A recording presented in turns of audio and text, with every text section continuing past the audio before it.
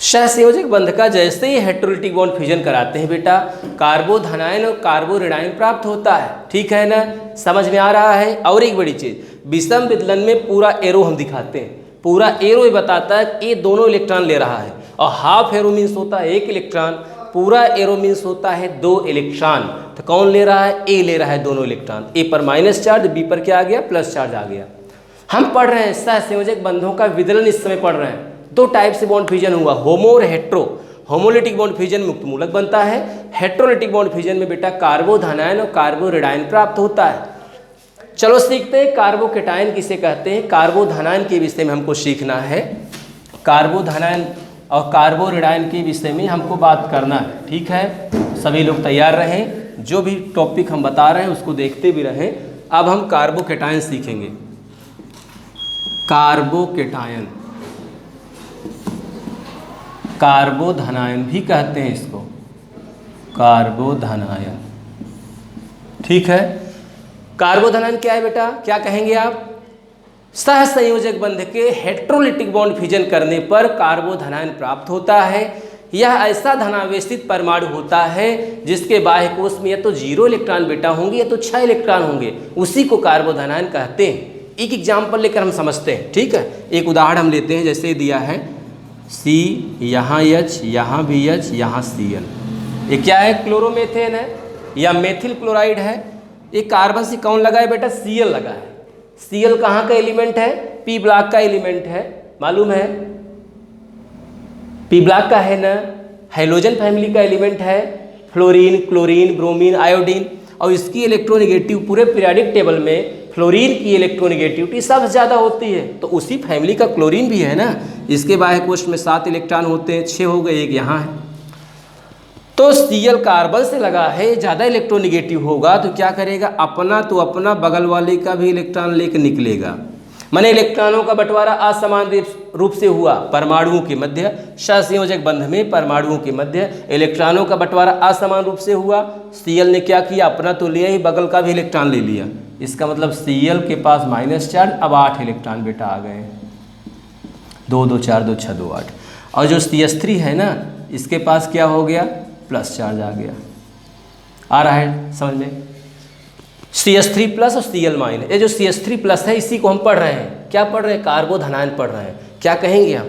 सहसंयोजक बंध के विषम विदलन से, हेटेरोलिटिक बॉन्ड फ्यूजन से कार्बोधनायन प्राप्त होता है, यही है कार्बोधनायन।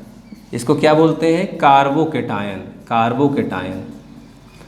सहसंयोजक बंध के हेटेरोलिटिक बॉन्ड फ्यूजन से, माने सहसंयोजक बंध का यदि हम विषम विदलन कराते हैं तो कार्बोधनायन प्राप्त होता है। यह ऐसा धनावेशित परमाणु होता है जिसके बाह्य कोश में या तो 0 इलेक्ट्रॉन हो या तो 6 इलेक्ट्रॉन हो। इस समय इसके पास कितना इलेक्ट्रॉन? 6 इलेक्ट्रॉन। काउंट करो, 1 इलेक्ट्रॉन, 2 इलेक्ट्रॉन, 3 इलेक्ट्रॉन, और हाइड्रोजन का भी एक है, 2 2 4 2 6 इलेक्ट्रॉन है। 0 वाला क्या है? जैसे AB होता, इसका अगर हेटेरोलिटिक बॉन्ड फ्यूजन कराते हम, ये कौन सा बॉन्ड फ्यूजन है? इसके एरो के ऊपर लिख दिया करिए, हेटेरोलिटिक बॉन्ड फ्यूजन। यहाँ भी हेटेरोलिटिक बॉन्ड फ्यूजन, 1 इलेक्ट्रॉन ए का है, एक बी का है। ए ने क्या किया? बी के इलेक्ट्रॉन को ले लिया। क्यों ले लिया? क्योंकि ए की इलेक्ट्रोनेगेटिविटी ज़्यादा है बी से, तो ए पर कौन सा चार्ज आएगा? Minus charge, 2 electron. अब बी पर बेचारे के ऊपर प्लस चार्ज आ गया। इसका मतलब क्या है? बी पर क्या आ गया? Plus charge. हमने यही तो कहा कि सहसंयोजक बंध के हेटेरोलिटिक बॉन्ड फ्यूजन से कार्बोधनायन बनता है। इसके बाह्य कोश में या तो 0 इलेक्ट्रॉन होगा या तो 6 इलेक्ट्रॉन होता है बेटा, उसी को कार्बोधनायन कहते हैं। हमने कार्बोधनायन की परिभाषा और कार्बोधनायन का एग्जाम्पल भी आपको बताया है।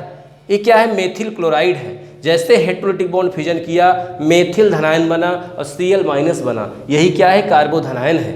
AB के बीच हमने विषम विदलन कराया, A माइनस B प्लस बना, यही B प्लस कार्बोधनायन है। इसके बाद हम कार्बोरेडायन पढ़ेंगे, कार्बेएनायन।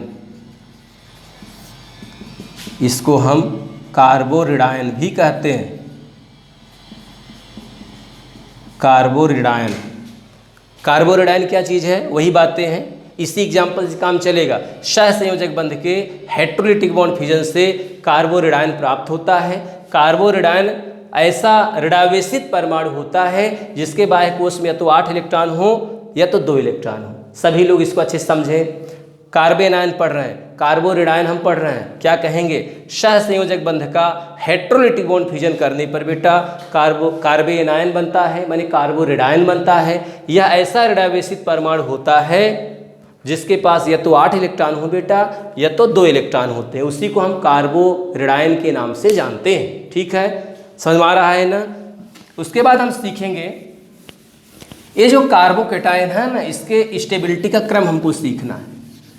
सबसे ज़्यादा स्टेबल होता है टर्सरी कार्बोकेटायन, फिर सेकेंडरी कार्बोकेटायन और फिर प्राइमरी कार्बोकेटायन। उसी का सीक्वेंस जरा देखिए, हमने लिखा CH3, यहाँ से CH3 और यहाँ से CH3। ये क्या है? एक टर्सरी कार्बोकेटायन है, टर्सरी कार्बोकेटायन। ये हम बना रहे हैं क्या है? सेकेंडरी कार्बोकेटायन है। उसके बाद प्राइमरी कार्बोकेटायन की बात कर रहे हैं, ये क्या है? Secondary carbocation. ये क्या है? Primary carbocation.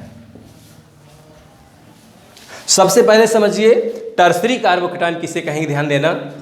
जिस कार्बन प्लस चार्ज लगा है, जो कार्बन कार्बोकेटायन है, उसकी 3 संयोजकता, जो कार्बोकेटायन है ना, उसका कार्बन अपनी 3 संयोजकता कार्बन से पूरा करता है।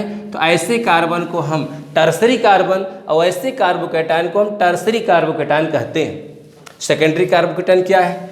जिस कार्बन पर प्लस चार्ज लगा है वह कार्बोकेटायन है, उसकी 2 संयोजकता कार्बन से पूरी हो रही है, तो ऐसे कार्बन को हम सेकेंडरी कार्बोकेटायन।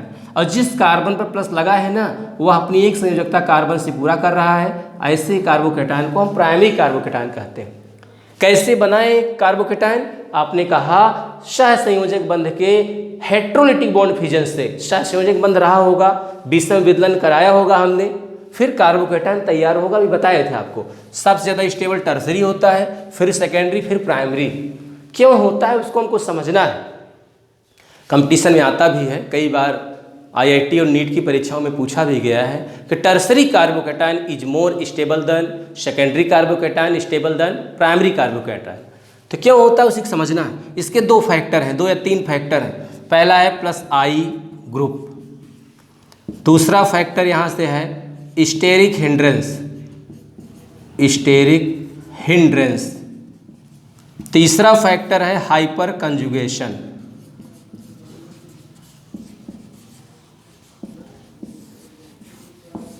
कंपटीशन के बच्चे ध्यान दें, चूँकि इंटर वालों बच्चे के थोड़ा सा लेवल से ऊपर की चीज़ है, फिर भी इसको समझने का प्रयास हम करते हैं।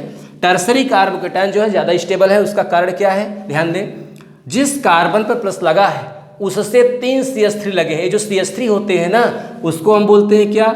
उसको हम इंडक्टिव ग्रुप बोलते हैं। उसको हम बोलते क्या है? +I ग्रुप बोलते हैं। जो प्रेरिक प्रभाव होता है वो 2 प्रकार का होता है, धन प्रेरिक प्रभाव बेटा और ऋण प्रेरिक प्रभाव कहेंगे उसको। जो +I इफेक्ट होगा, ये जो +I ग्रुप है ना, ये CH3 क्या है? +I ग्रुप में कौन कौन है? ये CH3 है, ये C2H5 है, ये जितने भी एल्किल होते हैं ये क्या है? आपके +I ग्रुप है। क्या करते हैं? इलेक्ट्रॉन पेयर डोनेट करते हैं कार्बन को। जिस कार्बन पर प्लस है ना, उस कार्बन को यह इलेक्ट्रॉन पेयर डोनेट करेंगे, इलेक्ट्रॉन पेयर देने का काम करते हैं। कौन करते हैं? +I ग्रुप करते हैं। उसको हम धन प्रेरिक प्रभाव के नाम से जानते हैं। जितने भी एल्किल होते हैं, CH3 हुए, C2H5 हुए, C3H7 जितने भी एल्किल होते हैं, वो इलेक्ट्रॉन पेयर डोनेट करते हैं कार्बन को। ठीक है, 3 एल्किल लगे हैं इलेक्ट्रॉन पेयर डोनेट करने के लिए।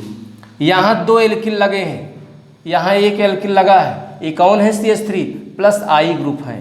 तो यहाँ कितने +I ग्रुप हैं बेटा? यहाँ 3 +I ग्रुप दिखाई दे रहे हैं। यहाँ 2 +I ग्रुप है, यहाँ 1 +I ग्रुप है। इसका मतलब ज़्यादा स्टेबल होगा। टर्सरी कार्बोकेटायन ज़्यादा स्टेबल होता है क्योंकि 3 +I ग्रुप लगे हैं। 3 CH3 इलेक्ट्रॉन पेयर कार्बन को डोनेट कर रहा है। यहाँ 2 CH3 इलेक्ट्रॉन पेयर डोनेट कर रहा था, यहाँ 1 CH3 इलेक्ट्रॉन पेयर डोनेट कर रहा है।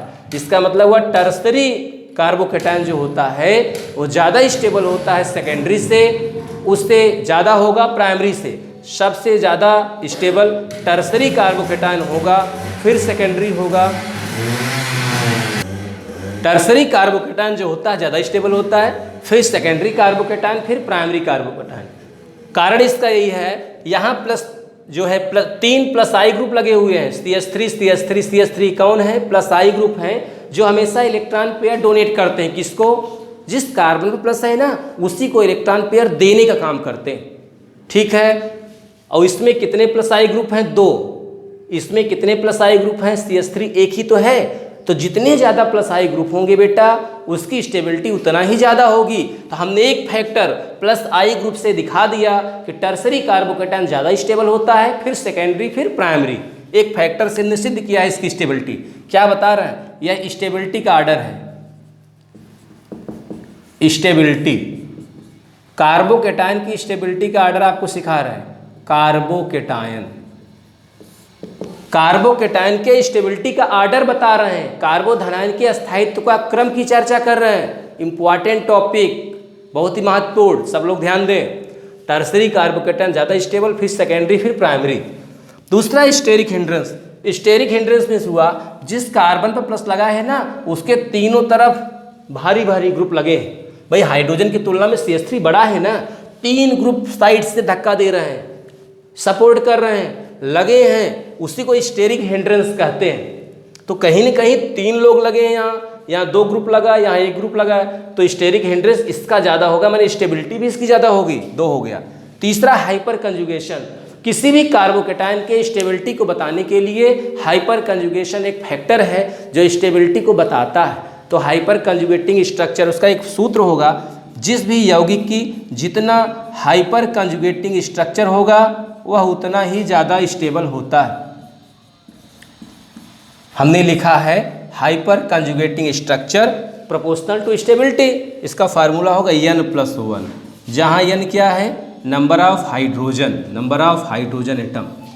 टर्सरी कार्बोकैटायन जो है देखो कितने अल्फा हाइड्रोजन है, number of alpha hydrogen atom.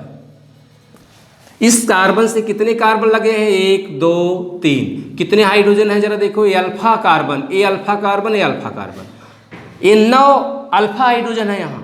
तो कितना स्ट्रक्चर बनेगा? 9+1 इक्वल टू कितना होगा? 10।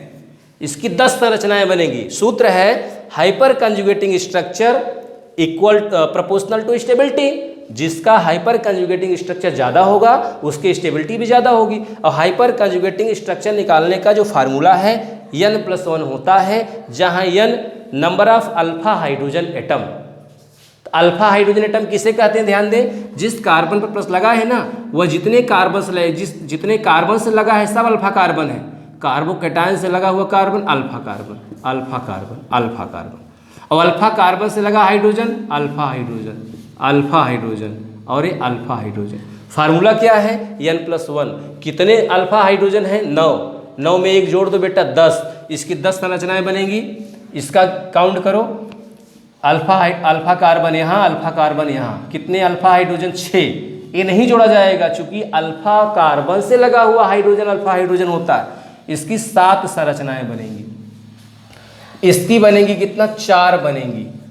कैसे पता चला? फार्मूला से। इसको आप ध्यान दीजिए, तैयारी वाले बच्चे ध्यान दें। Hyper conjugating structure proportional to stability. जिसका हाइपर कंजुगेटिंग स्ट्रक्चर ज़्यादा होगा उसकी स्टेबिलिटी भी उतनी ही ज़्यादा होगी। तो फार्मूला N+1, जहाँ N अल्फा हाइड्रोजन परमाणुओं की संख्या है। तो इसमें कितने अल्फा हाइड्रोजन परमाणु हैं? 9 हैं। कैसे? अल्फा कार्बन से जो हाइड्रोजन जुड़ा है उसको अल्फा हाइड्रोजन कहते हैं। 3 3 6 3 9। और 1 जोड़ दो, फार्मूला है 10।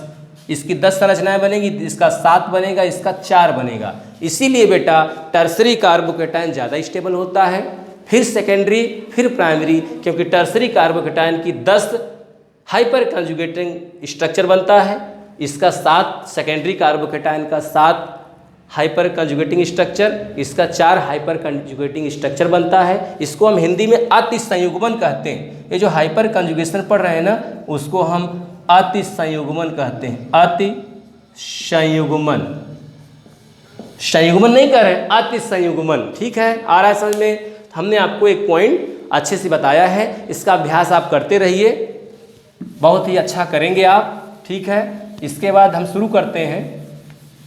प्रेडिक प्रभाव आपको बताएंगे। अभी जो फैक्टर इंडक्टिव इफेक्ट की चर्चा कर रहे थे यही टॉपिक हमको पढ़ना है। तो प्रेडिक प्रभाव किसे कहेंगे, क्या है इंडक्टिव इफेक्ट, इसका सीक्वेंस क्या है, वही हमको देखना। तो हमारा जो टॉपिक है अब इंडक्टिव इफेक्ट, इंडक्टिव इफेक्ट, इसको बेटा हम प्रेरिक प्रभाव के नाम से जानते हैं। प्रेरिक प्रभाव, ध्यान देते रहिए सब लोग, बहुत ही महत्वपूर्ण पॉइंट पढ़ रहे हैं। ये टॉपिक भी इंपॉर्टेंट है, प्रेरिक प्रभाव बहुत ही इंपॉर्टेंट, सभी लोग तैयार रहें। यदि हाइलोएल्केन दिया हो, कोई हाइलोजन किसी एल्केन से लगा हुआ हो, तो हाइलोजन का नेचर क्या होता है पता है? अपना तो अपना बगल वाले के भी इलेक्ट्रॉन को खींचेगा अपनी तरफ, उसका नेचर ही होता है। अपना तो अपना बगल वाले के भी इलेक्ट्रॉन को अपनी तरफ थोड़ा खींचता है। जैसे खींचेगा क्या नेचर होगा, देखो हम एग्जांपल ले रहे हैं, CH3, यहाँ से CH2, यहाँ से CH2, CH2 और क्या Cl। ये क्या है? हाइलोजन किसी एल्केन से लगा है या हाइलोएल्केन है। ये जो Cl है ना, कहीं न कहीं किसी एल्केन से लगा हुआ है ना, क्या करता है, इसका नेचर होगा अपना तो अपना बगल के इलेक्ट्रॉन को खींचेगा, तो आ जाएगा पार्शियल निगेटिव। इस पर क्या होगा? Partial positive. यहाँ क्या होगा, ध्यान दें, यहाँ क्या होगा, यहाँ क्या होगा। जैसे ही Cl ने क्या किया, यहाँ बॉन्ड फिजन नहीं दिखाना है, हमको बंध को नहीं तोड़ना है, हमको कोई रिएक्शन नहीं कराना है, हमको प्रेरिक प्रभाव पढ़ना है। हमको ये पढ़ना है जो इलेक्ट्रोनिगेटिव एलिमेंट होता है या ग्रुप होता है, वो अपने इलेक्ट्रॉन को थोड़ा सा खींचेगा, तो थोड़ा सा इलेक्ट्रॉन बीचों बीच होता है ना, शायद संयोजक बंध में जो इलेक्ट्रॉन होगा बीचों बीच होगा। और Cl क्या करता है, अपने या बगल वाले के इलेक्ट्रॉन थोड़ा सा खींचेगा, तो जो इलेक्ट्रॉन बीचों बीच है ना, वो खिसक करके यहाँ चला गया, यहाँ चला गया, तो पार्शियल निगेटिव। पूरा निगेटिव तब आता है जब बंध टूटता है। यहाँ बंध टूट नहीं रहा है, बंध को हम फिजन नहीं करा रहे, बॉन्ड को तोड़ नहीं रहे हैं। Cl ने थोड़ा सा इलेक्ट्रॉन को खींचा, पार्शियल माइनस, यहाँ पार्शियल पॉजिटिव आया। कार्बन पर इलेक्ट्रॉन की कमी हुई, तो बगल वाले इलेक्ट्रॉन ने अपना इलेक्ट्रॉन हल्का सा इसको दे दिया। ऐसे करेंगे तो यहाँ से जैसे बढ़ते जाएंगे तो पार्शियल प्लस बढ़ता जाएगा, माने पोलरिटी बढ़ेगी, कहीं न कहीं ध्रुवता बढ़ती है। ये जो ध्रुवता बढ़ रही है ना, इसी को प्रेरिक प्रभाव कहते हैं। किसी भी हाइलोएल्केन में यदि हाइलोजन किसी एल्केन से लगा है, वो क्या करेगा, अपना तो अपना बगल वाले के इलेक्ट्रॉन को थोड़ा सा खींचेगा, और बगल वाले कार्बन पर पार्शियल पॉजिटिव आएगा, और उस इलेक्ट्रोनिगेटिव ग्रुप पर पार्शियल निगेटिव आएगा, और बगल वाला कार्बन से वह इलेक्ट्रॉन अपनी तरफ खींचेगा। यह क्रिया हमेशा चलती जाएगी। तो प्लस पार्शियल है, प्लस पार्शियल डैश है, तो जैसे ही इधर चलेंगे हम देखते हैं कहीं न कहीं चार्ज की वैल्यू क्या होती जाएगी, यहाँ से कम होती चली जाएगी। माने पोलराइजेशन बढ़ रहा है, ध्रुवता बढ़ रही है, पोलरिटी इंड्यूस हो रही है। इसी को बेटा हम प्रेरिक प्रभाव के नाम से जानते हैं। इसी को इंडक्टिव इफेक्ट भी हम कहते हैं। इंडक्टिव इफेक्ट दो टाइप के होते हैं, ध्यान दें। पहला है प्लस आई इफेक्ट, दूसरा है माइनस आई इफेक्ट। इसको हम धन प्रेरिक प्रभाव और इसको हम ऋण प्रेरिक प्रभाव के नाम से जानते हैं। इंडक्टिव इफेक्ट दो टाइप का होता है, plus I effect, minus I effect. अब हमको धन प्रेरिक प्रभाव प्लस आई इफेक्ट पढ़ना है। एग्जाम्पल हम ले लेते हैं, CH3, CH2, CH2, CH2, Cl, यही एग्जाम्पल हमने लिया। किसी भी हाइलोएल्केन में सिग्मा इलेक्ट्रॉनों का विस्थापन यदि कार्बन की तरफ होता है, ठीक है, Cl ने ले लिया पार्शियल निगेटिव, यहाँ पार्शियल पॉजिटिव। ये देखो, किसी भी हाइलोएल्केन में सिग्मा इलेक्ट्रॉनों का विस्थापन यदि कार्बन की तरफ होता है, उसी को हम प्लस आई इफेक्ट कहते हैं। क्या कहेंगे? Plus I effect. और यदि किसी हाइलोएल्केन में सिग्मा इलेक्ट्रॉनों का विस्थापन किसी इलेक्ट्रोनिगेटिव ग्रुप की तरफ होता है, उसको हम माइनस आई इफेक्ट के नाम से जानते हैं। एग्जाम्पल दोनों इफेक्ट का है, इसमें प्लस आई इफेक्ट भी बेटा है, माइनस आई इफेक्ट भी है। किसी भी हाइलोएल्केन में जरा देखो, Cl ने इलेक्ट्रॉन क्या किया, अपना तो अपना बगल का भी खींचा, पार्शियल निगेटिव आया ना, तो सिग्मा इलेक्ट्रॉनों का विस्थापन किधर हुआ? इलेक्ट्रोनिगेटिव ग्रुप की तरफ हुआ। यदि हाइलोएल्केन में सिग्मा इलेक्ट्रॉनों का विस्थापन इलेक्ट्रोनिगेटिव ग्रुप की तरफ हो, यहाँ Cl की तरफ हो, उस प्रभाव को हम माइनस आई प्रभाव के नाम से जानते हैं। इसको हम ऋण प्रेरिक प्रभाव भी कहते हैं। और किसी हाइलोएल्केन में सिग्मा इलेक्ट्रॉनों का विस्थापन कार्बन की तरफ हो, ये देखो, ये कार्बन की तरफ हो, यहाँ भी कार्बन की तरफ हो, उसको धन प्रेरिक प्रभाव या प्लस आई इफेक्ट के नाम से हम जानते हैं। हमको ये समझना है कौन से प्लस आई ग्रुप है, कौन से माइनस आई ग्रुप है। जो CH3 है एल्किल, जो एथिल है, जो प्रोपिल है, ठीक है। और यहाँ जैसे लिखा है टर्सरी, और यहाँ लिखा है CH3 होल ट्वाइस CH2 2 2 4, ये सब क्या है? प्लस आई ग्रुप के एग्जाम्पल हैं। कोई भी एल्किल हो, प्राइमरी एल्किल हो, सेकेंडरी हो, टर्सरी हो, जितने भी एल्किल है प्लस आई। और माइनस आई का एग्जाम्पल हो जाएगा OH minus, Cl minus, Br minus, Cl minus, I minus, ये सब क्या है? माइनस आई इफेक्ट, माने माइनस आई ग्रुप के एग्जाम्पल है। कहीं भी ये सब दिखाई देंगे, ये माइनस ग्रुप वाले हैं, वहाँ माइनस आई इफेक्ट काम करेगा, और जहाँ ये उपस्थित है वहाँ प्लस आई इफेक्ट काम करेगा। हमने आपको प्लस आई और माइनस आई दोनों की परिभाषा, दोनों का एग्जाम्पल बताया है। और यही से आया था जो भी चर्चा कर रहे थे, टर्सरी कार्बोकैटायन जो होता है वो ज़्यादा स्टेबल होता है सेकेंडरी कार्बोकैटायन की तुलना में। तो फैक्टर यही था, प्लस आई ग्रुप के कारण ऐसा हो रहा है। प्लस आई ग्रुप ही क्या कर रहा है? कह रहा है टर्सरी कार्बोकैटायन ज़्यादा स्टेबल होगा इस सेकेंडरी की तुलना में। ये प्लस, क्योंकि यहाँ 3 प्लस आई ग्रुप लगे हैं, यहाँ 2 प्लस आई ग्रुप लगा है, इसकी स्टेबिलिटी ज़्यादा होगी, ठीक है। इसके बाद हम अब शुरू करते हैं। जो अगला टॉपिक हमारा है अटैकिंग रीजेंट, आक्रमणकारी अभिकर्मक की चर्चा हमको करना है कि आक्रमणकारी अभिकर्मक बेटा किसे कहते हैं, ये क्या है अटैकिंग रीजेंट, उसी की चर्चा करना है। अटैकिंग रीजेंट,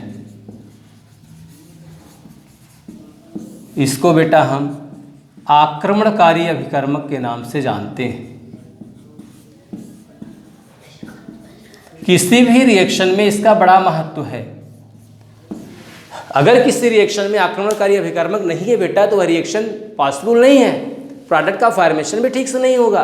तो आक्रमणकारी अभिकर्मक किसे कहेंगे, हमने बताया भी आपको भी अभी आज के लेक्चर में स्टार्टिंग में हमने आपको ऐसे पदार्थ जो अभिकारक की सक्रियता को बढ़ा देते हैं उसी को हम आक्रमणकारी अभिकर्मक कहते हैं। आक्रमणकारी अभिकर्मक बेटा मुख्य रूप से 2 प्रकार के होते हैं। पहला है इलेक्ट्रोफाइल, दूसरा है न्यूक्लियोफाइल। इसको हम इलेक्ट्रॉन स्नेही और इसको हम नाभिक स्नेही, बहुत इंपॉर्टेंट टॉपिक पढ़ रहे हैं इस समय आप, नाभिक स्नेही अभिकर्मक, बहुत ही इंपॉर्टेंट टॉपिक, पूरे ऑर्गेनिक केमिस्ट्री का बेसिक पढ़ रहे हैं, बेसिक कॉन्सेप्ट आप केमिस्ट्री आपको सिखा रहे हैं। कि रिएक्शन में हम देखते हैं अभिकारक और अभिकर्मक की आवश्यकता पड़ती है ना, बिना अभिकर्मक रिएक्शन होगा, अभिकारक रहते हैं, अभिकर्मक आकर जुड़ते हैं और प्रोडक्ट का फॉर्मेशन होगा, उत्पाद बनेंगे, ठीक है ना। आप क्या हैं? अभिकारक हैं, क्योंकि आप पढ़ रहे हैं। हम अभिकर्मक हैं, हम क्या कर रहे हैं? आपको कुछ न कुछ समझा रहे हैं, मैटर दे रहे हैं, प्रेरित कर रहे हैं आपको, अब बहुत ही बेहतर करें इसी सकारात्मक सोच के साथ हम लगे भी हैं। तो आप क्या हैं? अभिकारक हैं। हम क्या हैं? अभिकर्मक हैं। हम क्या कर रहे हैं? आपकी क्रियाशीलता को बढ़ा रहे हैं, और फिर क्या होगा? आप अच्छा अंक प्राप्त करेंगे, क्वालिफाई करेंगे कंपटीशन में, और रिजल्ट होगा, आ रहा है ना। तो अभिकारक और अभिकर्मक दोनों मिलेंगे तभी प्रोडक्ट का फॉर्मेशन होगा। प्रोडक्ट माने रिजल्ट माने सिलेक्शन आपका होगा कहीं न कहीं। तो हम आक्रमणकारी अभिकर्मक की बात कर रहे हैं, 2 टाइप का होगा बेटा, इलेक्ट्रॉन स्नेही अभिकर्मक, दूसरा नाभिक स्नेही अभिकर्मक, ठीक है। शुरू करते हैं इलेक्ट्रॉन स्नेही अभिकर्मक। यह इलेक्ट्रॉन स्नेही अभिकर्मक क्या है उसकी चर्चा करना है। इलेक्ट्रॉन स्नेही अभिकर्मक, इसी को हम इलेक्ट्रोफाइल कहते हैं। क्या कहते हैं बेटा? बोलिए सब लोग, इलेक्ट्रोफाइल या इलेक्ट्रोफिलिक रीजेंट भी कहते हैं। इलेक्ट्रोफाइल भी सही है, इलेक्ट्रोफिलिक रीजेंट भी सही है। ध्यान दें, इलेक्ट्रॉन स्नेही अभिकर्मक किसे कहेंगे? ऐसे पदार्थ जिसके पास क्या हो? इलेक्ट्रॉन की कमी हो, उदासीन या धनावेशित हो सकते हैं। ऐसे उदासीन या धनावेशित परमाणु समूह जिसके पास इलेक्ट्रॉन की कमी होती है, वह ऐसे सेंटर से जुड़ना चाहते हैं जहां इलेक्ट्रॉन की अधिकता हो, उसी को हम इलेक्ट्रोफाइल कहेंगे।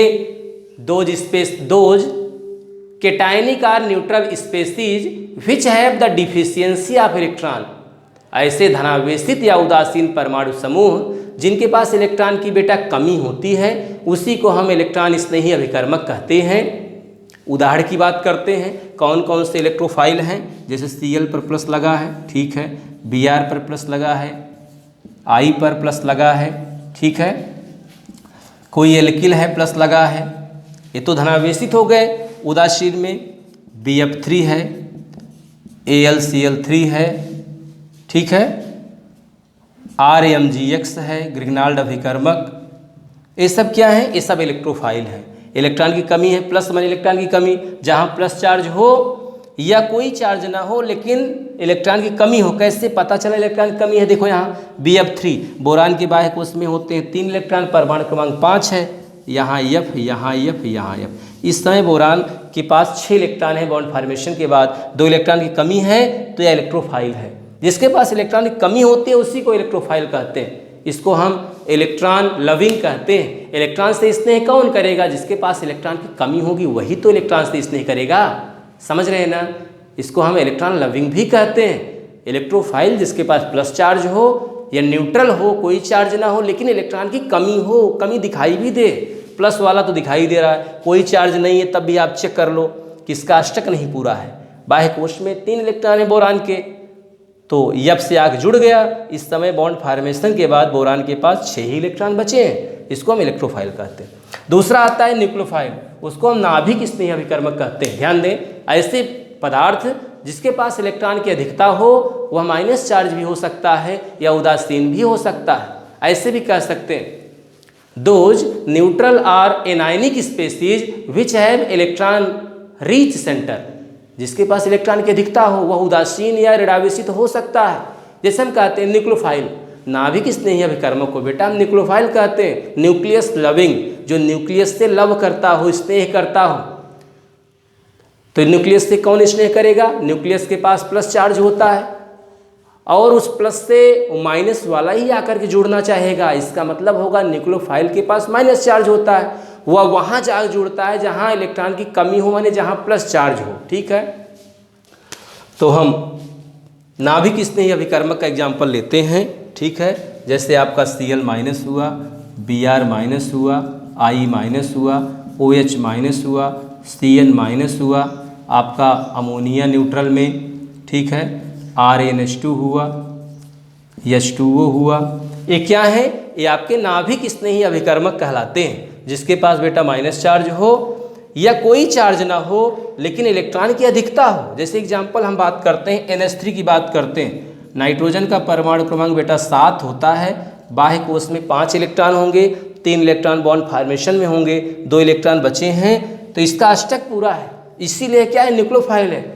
कोई चार्ज नहीं है NH3 पर, कोई चार्ज नहीं, 0 चार्ज है, लेकिन इलेक्ट्रॉन की अधिकता माने इसका अष्टक पूरा है। अब Bf3 के पास क्या था, इलेक्ट्रॉन की कमी थी। कितने इलेक्ट्रॉन की कमी है, 2 इलेक्ट्रॉन की कमी है। अपने 2 इलेक्ट्रॉन अपना इसने दे दिया, अमोनिया ने दिया, किसको दिया, Bf3 को दिया। क्यों दिया, क्योंकि 2 इलेक्ट्रॉन की कमी है, यह दे रहा है। यह न्यूक्लियोफाइल है और आपका ये क्या है, इलेक्ट्रोफाइल है। इसको क्या बोलेंगे हम, लुईस बेस के नाम से जानते हैं। जो हमारा न्यूक्लियोफाइल होता है वह लुईस बेस होता है और इलेक्ट्रोफाइल हमारा लुईस एसिड होगा, क्योंकि यह इलेक्ट्रॉन पेयर दे रहा है, यह इलेक्ट्रॉन पेयर ले रहा है। जितने भी न्यूक्लियोफाइल होंगे वो लुईस बेस होंगे, जितने इलेक्ट्रोफाइल होते हैं वह लुईस एसिड होते हैं। सब लोग समझ लीजिए इसको।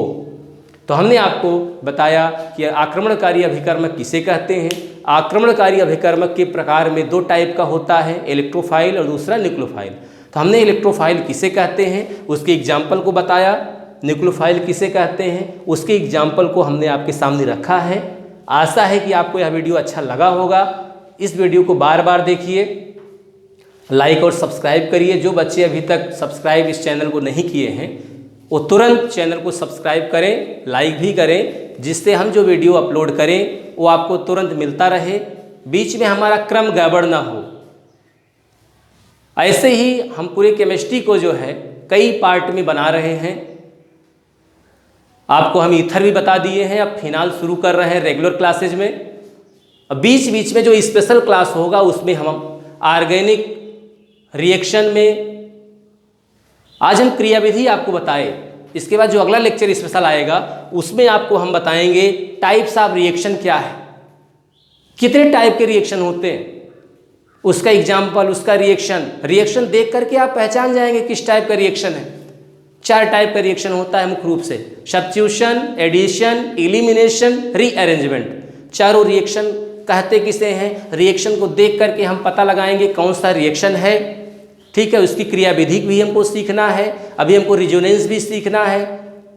तो लेक्चर 2 में हम पूरा ऑर्गेनिक रिएक्शन मैकेनिज्म पूरा चैप्टर लेकर के आपके सामने उपस्थित होंगे। सभी बच्चे अच्छे से उसको देखते रहें। और उधर IUPAC का भी लेक्चर 1 हमने बनाया है, यूट्यूब पर उपलब्ध है। कक्षा 10, 11, 12 के बच्चे भी उसको देखते रहें। पूरा ऑर्गेनिक केमिस्ट्री का IUPAC नॉमेनक्लेचर जो है अभी लेक्चर 1 हमने उपलब्ध कराया है, लेक्चर 2 जो है बहुत जल्दी आपको हम उपलब्ध कराएंगे। तो लेक्चर 2 में पूरा IUPAC का जो बचा हुआ पार्ट है, alcohol, phenol, aldehyde, ketone, ester, उसका IUPAC बताएंगे। ठीक है, लेक्चर 2 होगा IUPAC का, और जो टॉपिक हम पढ़ा रहे हैं इसका भी लेक्चर 1 है। आज हमने लेक्चर 1 आपको दिया है, और लेक्चर 2 जो है बहुत ही जल्दी आपको उपलब्ध कराएंगे। लेक्चर 2 में हम टाइप्स ऑफ रिएक्शन, रिजोनेंस और इस टॉपिक से रिलेटेड जितने भी महत्वपूर्ण पॉइंट हैं सब आपको हम उपलब्ध कराएंगे। ठीक है ना, सभी बच्चे अच्छे से देखते रहें। समझ में आ रहा है ना, बातें समझ में आ रही हैं। आज का वीडियो कैसे लगा आपको डिस्क्रिप्शन में जा करके कमेंट करेंगे सभी बच्चे। ठीक है, आने वाले टाइम में बहुत जल्दी लाइव क्लास हम लेंगे।